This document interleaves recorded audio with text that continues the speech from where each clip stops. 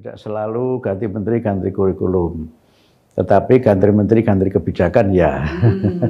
Dan kalau tidak ada kebijakan baru ya buat apa menterinya diganti? Karena sebenarnya kurikulum itu kan lebih banyak berkait dengan administrasi dan organisasi dari pembelajaran dan kebijakan menyangkut pelaksanaan kegiatan belajar mengajar. Saya sering bercanda begini, apapun kurikulumnya, mencari luas segitiga itu ya setengah alas kali tinggi. Tidak kemudian ketika kurikulum merdeka terus mencari luas segitiga itu berganti rumusnya. Hanya saya sempat mengintrodusir dan sekarang sedang dalam proses untuk penyiapan penerapan itu adalah pendekatan deep learning dalam pembelajaran.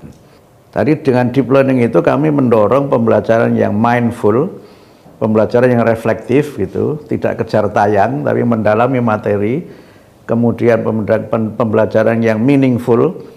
Murid-murid itu tahu untuk apa dia mempelajari sesuatu, apa hubungannya dengan karir mereka, apa yang bisa dia lakukan dengan ilmunya itu, dan karena itu pembelajaran menjadi joyful, menjadi menyenangkan. Itu yang full berarti. Itu yang kemarin di masyarakat disebut kurikulum full itu. Padahal itu bukan kurikulum sekali lagi. Deep learning itu pendekatan dalam pembelajaran. Mungkin ada konsekuensinya terhadap muatan materi pelajaran. Jadi sekarang ini kan kami mengamati muatan materi pelajaran itu terlalu berat, pokok bahasanya terlalu banyak, sehingga karena itu maka pembelajarannya menjadi tidak mendalam. Nah, dengan deep learning ini kami berusaha agar pokok bahasanya kita pilih yang paling esensial, yang paling mendasar untuk dipelajari itu apa. Nah, dengan itu maka kemudian ruang untuk membahas secara luas, secara mendalam ini akan terbuka sehingga murid itu dan guru-guru itu bisa mengajar dan belajar dengan gembira, dengan interaksi yang sehat, dengan interaksi yang juga produktif, yang mungkin dalam konteks ini akan ada perubahan dari sisi muatannya atau pokok bahasanya, tapi tidak mata pelajarannya. Mata pelajaran yang mungkin baru, saya katakan mungkin karena bisa jadi ini tidak baru, itu artificial intelligence dan coding. Itu nanti akan kita ajarkan mulai sekolah dasar, bisa mulai kelas 4 atau kelas 5.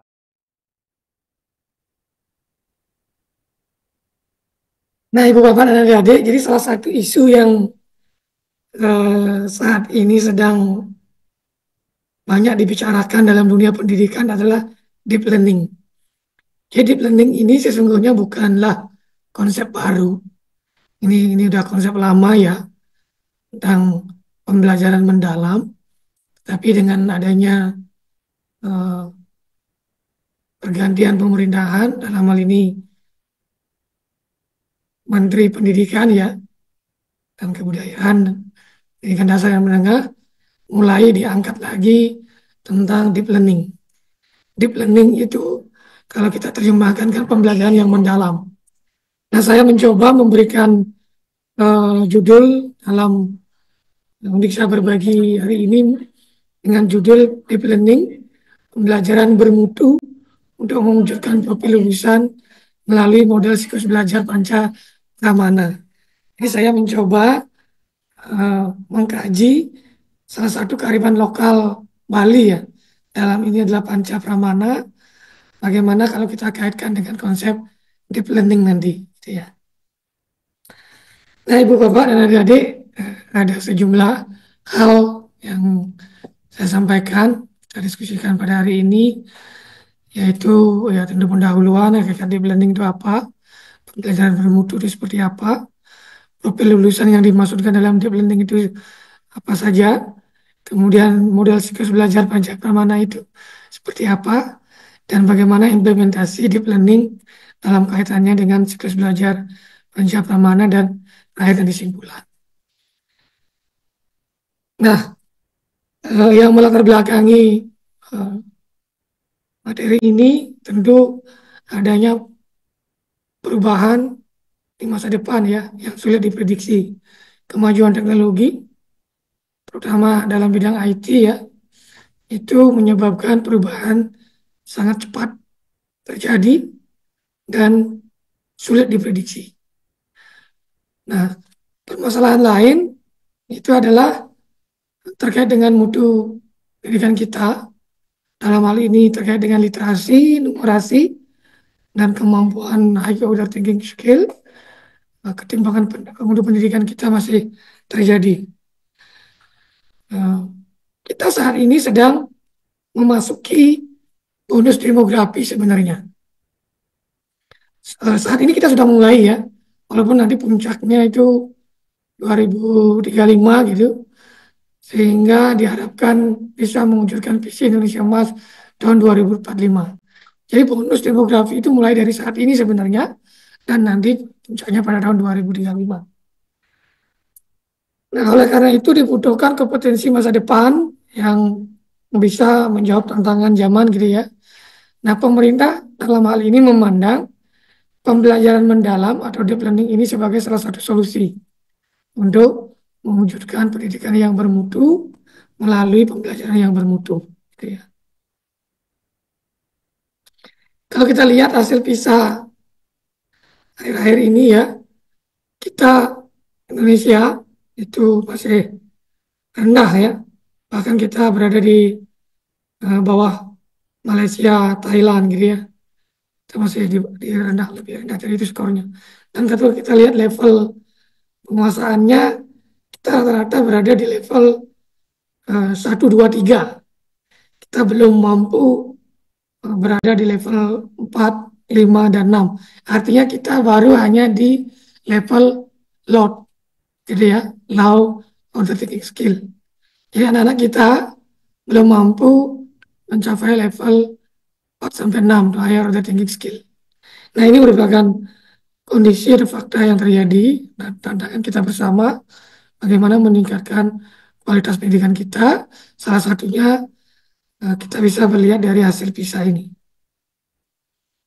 Nah, kalau kita tengok tujuan pendidikan kita kan sudah tercantum dalam Sisdiknas ya, Undang-Undang Sisdiknas tahun 2023 yang pada intinya mengkaji tentang ini.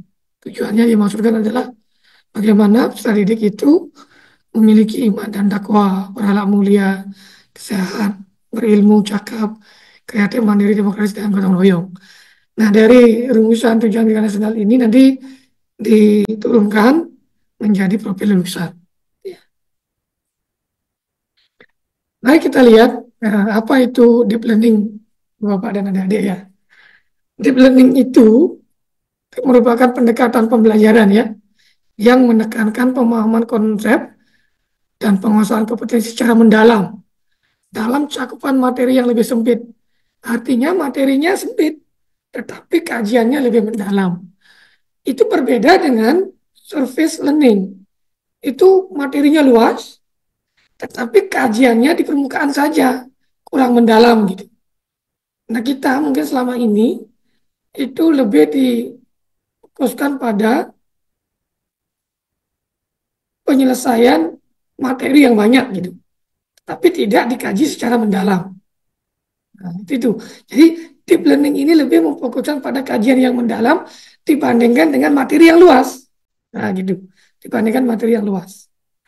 Nah, pembelajaran mendalam ini menekankan pada suasana belajar yang penuh berkesadaran atau mindful. Jadi dengan kesadaran belajar, anak-anak belajar dengan penuh kesadaran. Kemudian bermakna. Jadi apa yang dipelajari itu betul-betul bisa ditangkap maknanya. Dan penuh dengan kesenangan, kegembiraan. Jadi joyful dia belajarnya.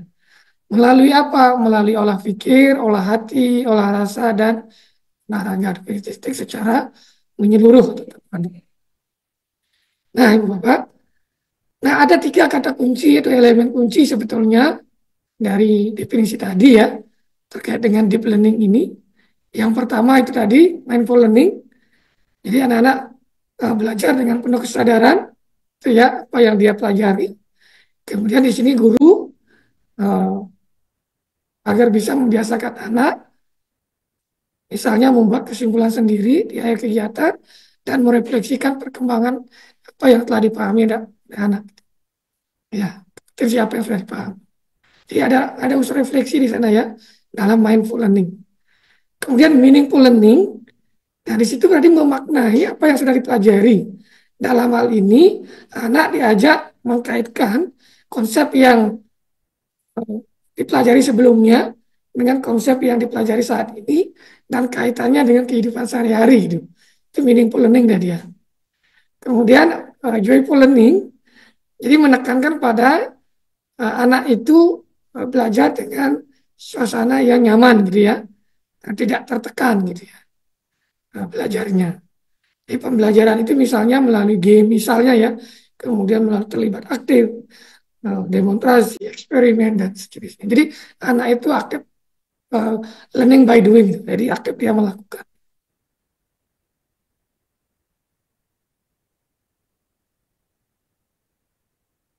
Nah kemudian berikutnya kita lihat sedikit tentang pembelajaran bermutu. Kapan pembelajaran itu dikatakan bermutu? Jadi pembelajaran dikatakan bermutu apabila kegiatan-kegiatan yang dilakukan dalam proses pembelajaran itu menjadikan peserta didik itu bisa belajar dengan mudah, kemudian peserta didik itu belajar dengan antusias, menyenangkan, kemudian tercapai tujuan yang diharapkan. Berarti dia bermutu pembelajaran itu. Kemudian pembelajaran dikatakan bermutu apabila di dalam pembelajaran itu melalui suatu proses, langkah, strategi yang diterapkan oleh guru itu dapat menciptakan kualitas pendidikan. Yang tadi itu dilihat dari berbagai indikator, dia hasilnya bagus, ya. Kemudian pembelajaran bermutu itu di mana guru berperan sebagai leader yang mampu mengolah suatu kelas dengan baik ya dalam pembelajaran. Jadi guru mampu menstimulus untuk melahirkan ide-ide, inovasi, kreativitas dari anak, baik akademik maupun non-akademik. Jadi memberikan ruang kepada anak-anak untuk berkreativitas, untuk berinovasi dari materi yang dipelajarinya. Tadi itu pembelajaran bermutu. Nah berikutnya, mari kita lihat, kalau di kurikulum Merdeka kemarin, itu profil pelajar Pancasila terdiri dari 6 dimensi. Tetapi dalam deep learning, profil lulusan itu ada 8. Kalau yang kemarin ada 6, sekarang nambah nih. Ada 8. Ya. Yang pertama itu keimanan dan takwaan kepada Tuhan Yang Maha Esa. Kemudian yang kedua terkait dengan keluargaan. Ya. Literasi tentang keluargaan. Kemudian penalaran kritis, kreativitas. Nah ini memang sudah ada di kurikulum Merdeka saat ini. Lalu kolaborasi, kemandirian, kemudian kesehatan. Tentu kesehatan yang dimaksud di sini tidak hanya kesehatan fisik saja, tapi juga kesehatan mental. Ya, kesejahteraan lahir batin atau yang disebut dengan well-being. Ya, termasuk juga sebenarnya di dalamnya adalah kebahagiaan itu sendiri. Gitu. Lalu yang terakhir adalah komunikasi. Jadi skill komunikasi ini sangat dibutuhkan gitu ya bagi lulusan-lulusan untuk bisa survive di masa depan. Jadi skill komunikasi atau kecerdasan komunikasi ini sangat penting untuk ditanamkan kepada peserta didik. Jadi anak-anak harus dilatih untuk berbicara, mengungkapkan idenya, pendapatnya gitu ya. Kita tidak judgement misalnya kalau ada anak yang salah, tapi kita menggunakan pilihan-pilihan kata yang dorong, memotivasi dan anak-anak berani untuk berbicara. Nah, kalau kita gambarkan secara sederhana gitu ya, maka kerangka kerja dari deep learning itu seperti ini. Jadi pembelajaran mendalam itu kalau kita lihat, maka di sini ada beberapa hal yang perlu dilihat. Secara teoritik kita harus pahami dulu pedagogisnya seperti apa. Jadi di dalam mendidik atau mengkaji, melaksanakan pembelajaran, teori tentang pedagogisnya ini kita harus kuat gitu ya. Pendekatan psikologinya misalnya harus kuat, termasuk di situ sekarang ada namanya spiritual pedagogi. Jadi ada psikopedagogi atau psikologi pendidikannya, kemudian ada juga spiritual pedagogik dari sisi spiritnya. Bagaimana pembelajaran itu dilakukan gitu ya. Kemudian lingkungan yang mendukung pembelajaran itu termasuk sarana prasarananya ya. Bagaimana kemitraan pembelajarannya, oh, bagaimana kerjasama itu dilakukan, dan pemanfaatan teknologi digital saat ini. Sehingga di dalam proses belajar itu ada paling tidak melakukan tiga hal ini. Anak-anak itu mampu memahami, kemudian mengaplikasikan dan merefleksi. Jadi pengalaman belajar yang mesti dimiliki oleh anak itu setidaknya mencerminkan tiga hal ini. Memahami, mengaplikasikan, dan merefleksi. Nah, di dalam memahami, merefleksikan, dan mengaplikasikan ini, maka di situ diharapkan anak-anak akan tumbuh. Ini ya, eh, kemampuan untuk menggali ya kesadarannya, hal-hal yang bermakna dan menggembirakan tadi itu, prinsip pembelajaran tadi itu. Dengan demikian, kalau prinsip-prinsip pembelajaran ini sudah dilaksanakan, diharapkan dimensi profil lulusan ini bisa berkembang pada diri anak-anak. Gitu ya. Nah, apa itu berkesadaran? Gitu ya, pengalaman belajar atau prinsip berkesadaran ini itu adalah pengalaman belajar peserta didik yang diperoleh ketika mereka memiliki kesadaran untuk menjadi pembelajar yang aktif dan mampu meregulasi diri. Jadi anak-anak itu merasa bahwa belajar itu penting gitu loh. Jadi ada motivasi di dalam dirinya bahwa memang belajar itu sudah menjadi suatu kebutuhan lagi, bukan bukan paksaan gitu ya. Kemudian bermakna, jadi peserta didik itu atau anak itu sudah mampu menerapkan pengetahuannya yang dimiliki ke situasi nyata pada situasi kontekstual yang ada di dalam kehidupan sehari-hari. Yang membedakan tadi, jadi anak itu belajar dengan suasana yang positif, menantang dan menyenangkan tanpa merasa ada tekanan.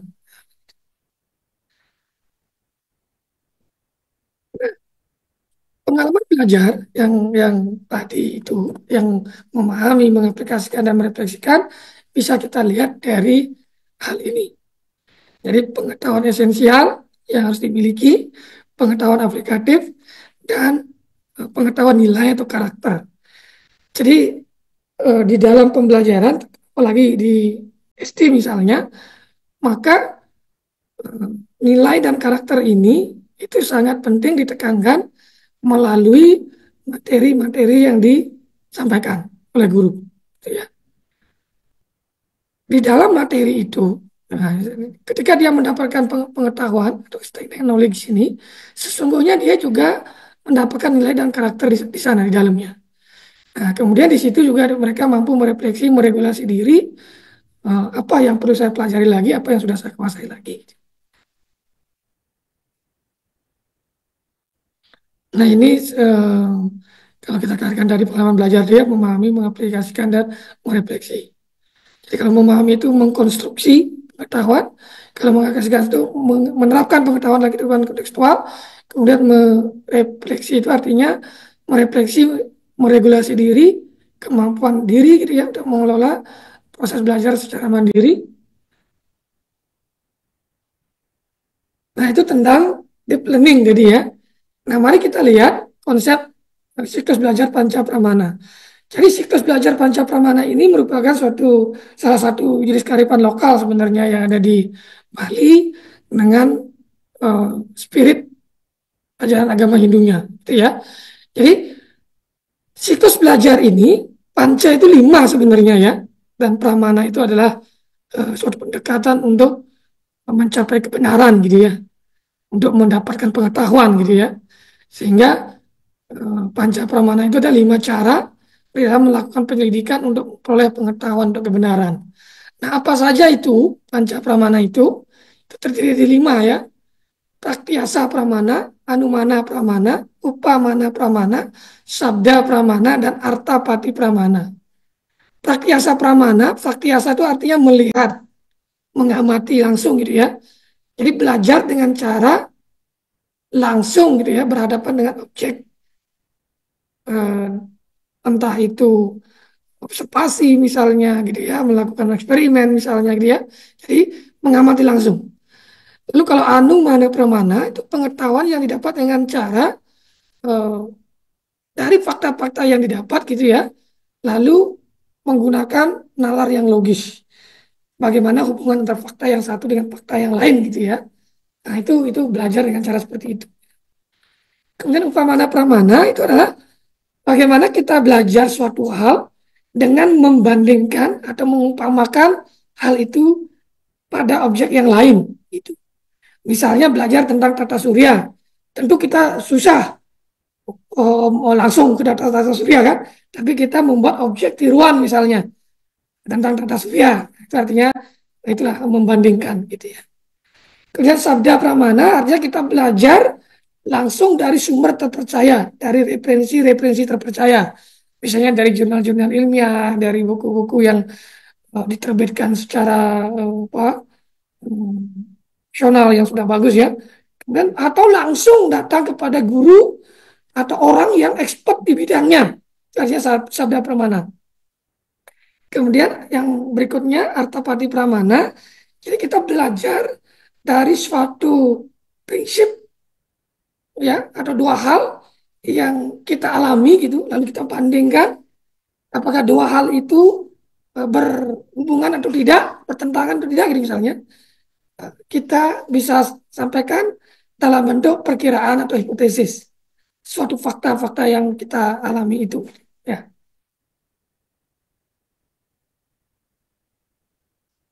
Nah, kalau kita gambarkan maka model siklus panca pramana itu seperti ini ya. Jadi silakan sesuai dengan karakteristik materi yang ada di lapangan, di sekolah, dan sesuai dengan tingkatan peserta didik, maka misalnya di SD, SMP, SMA, maka silakan dipilih dari tahapan yang ada ini yang mulai dari mana. Misalnya dari Praktiasi misalnya, lalu lanjutkan dengan Artapati, lanjutkan dengan Anumana, lanjutkan mana dan Sabda, berakhir di Sabda. Itu misalnya. Atau dari mana dulu? Dari Artapati dulu misalnya. Sesuaikan dengan karakteristik materi yang ada di sekolah dalam penerapannya nanti. Nah, saya ambil contoh. Ketika kita menerapkan model siklus belajar panca pramana ini dengan strategi PAUS gitu ya, PAAUS, maka dapat dilakukan seperti ini. Pembelajaran diawali dengan siswa melakukan pengamatan langsung terhadap objek yang dipelajari, lalu siswa diajak merumuskan masalah-masalah dalam bentuk hipotesis itu ya tadi ya, yang ada. Kemudian siswa diajak untuk menyimpulkan dari analisis yang telah dilakukan. Lalu mengaitkan dengan pengetahuan yang didapat dengan pengetahuan sebelumnya yang telah dimiliki melalui suatu analogi misalnya modelan. Lalu yang terakhir mengecek, membuktikan melalui sumber referensi yang ada atau meminta penegasan ya penekanan dari guru maksudnya ya. Nah, itu kalau kita menggunakan strategi PAUS ini. Tentu keberhasilan dari penerapan strategi PAUS ini itu tergantung dari kelehan guru atau kompetensi guru di dalam menggunakannya di lapangan nanti. Karena di sini seorang guru melalui tahapan PAUS ini, guru bisa menginsersi nilai-nilai atau karakter-karakter yang bisa dikembangkan pada diri anak-anak tadi itu kalau kita kaitkan dengan profil 8 profil lulusan tadi. Jadi melalui tahapan ini bisa dilakukan itu, kemudian materi-materi yang disampaikan itu bisa diintensi nilai-nilai karakter. Kalau saya misalnya karena backgroundnya adalah sains gitu ya, jadi mengajar sains di mahasiswa PGSD, maka saya bisa mengambil contoh tentang pembelajaran sains misalnya ya. Jadi ketika kita mempelajari tentang hukum Newton misalnya, di situ kita bisa praktekkan langsung, mengamati langsung bagaimana kerja hukum Newton itu gitu. Misalnya hukum 1 Newton 1 misalnya. Itu kan kalau secara konseptual dia hukum 1 Newton itu mengatakan bahwa kalau setiap benda dia akan diam. Benda diam tetap akan diam gitu. Kemudian benda yang bergerak tetap akan bergerak selama gaya-gaya yang bekerja pada benda itu sama dengan 0. Artinya apa? Kalau kita ingin mengesersi sebuah karakter dari konsep hukum satu faktor ini, kita bisa menyatakan bahwa setiap orang memiliki kecenderungannya masing-masing. Orang yang rajin, dia cenderung akan rajin, disimbolkan dengan benda yang bergerak tadi. Kalau orang yang malas, cenderung tetap akan malas, disimbolkan dengan benda yang tetap diam tadi. Orang yang malas, nyaman di zona nyamannya. Orang yang rajin, nyaman di zona keaktifannya. Nah, gitu. Jadi tinggal kita memilih ingin tetap berada di zona nyaman yang diam tadi atau nyaman berada di zona yang aktif produktif tadi. Nah, itu misalnya nilai-nilai yang bisa kita insersikan di dalam materi.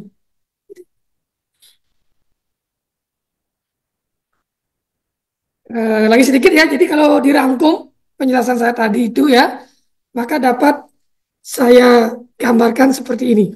Gitu ya. Jadi kalau dalam teori deep learning ini, itu sebenarnya mengakomodasi teori-teori yang lain. Ya, teori tentang meaningful learning, teori tentang mindful learning, dan joyful learning. Jadi ini masing-masing teori joyful learning, mindful learning, dan meaningful learning ini itu sebenarnya sudah dikembangkan oleh para tokoh-tokoh pendidikan. Lalu dikemaslah itu dalam suatu pendekatan pembelajaran yang disebut dengan deep learning itu sebenarnya. Kemudian kalau siklus panca pramana ini itu berangkat dari suatu kearifan lokal yang sebenarnya sadar ataupun tidak sadar itu sudah dilakukan di masyarakat, tetapi tidak disistematiskan. Nah, dalam konteks pendidikan, maka panca pramana ini kita bisa sistematiskan melalui sebuah siklus belajar panca pramana yang bisa kita mulai dari Praktiasa, Artapati, Anumana, Upamana, dan Sabda Pramana. Lalu kita bisa memilih suatu strategi, entah itu dengan strategi PAAUS itu misalnya, atau strategi dengan PUSAA itu misalnya, dan seterusnya. Itu pilihannya tergantung style guru,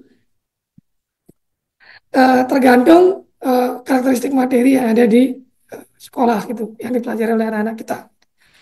Kemudian dari sini maka kita diharapkan mampu mengembangkan itu ya. Seorang guru itu kan harus berkreativitas, menginsersi dalam setiap pembelajarannya agar mampu mengembangkan profil lulusan ini, keimanannya, ya, kewargaan, pengenalan kritis, dan seterusnya, kolaborasi kementerian, kesehatan komunikasi. Karena melalui panca pramana ini, di situ ada, misalnya kita mengajak anak-anak itu berdoa dulu, mengajak anak-anak itu misalnya hening atau meditasi, ya, karena 5 menit misalnya. Kemudian di situ kita anak-anak ajak berkolaborasi, melakukan sebuah pengamatan, gitu ya.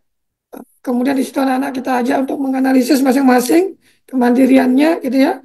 Kemudian di situ juga aktif, ya, bergerak antara satu anak dengan anak yang lain dalam melakukan aktivitas kegiatan.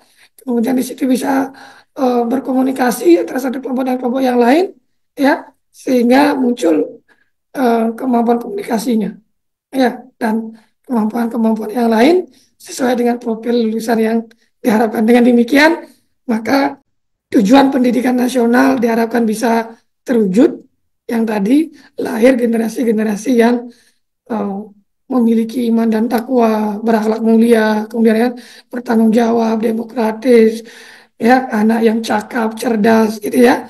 Nah, itulah tujuan pendidikan yang diharapkan terbentuk.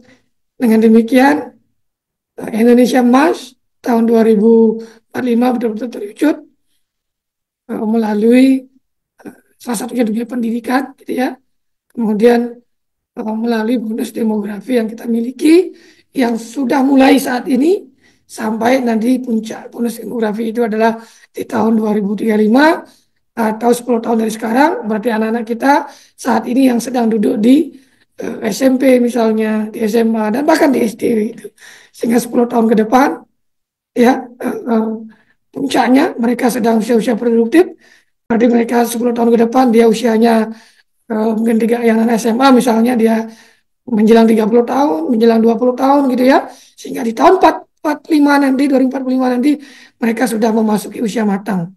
Ya, usia 40 tahunan gitu ya. Itulah Indonesia emas yang diharapkan. Baik, saya pikir itu materi yang bisa saya sampaikan. Selanjutnya kalau ada yang mau didiskusikan, saya persilakan. Saya kembalikan kepada moderator.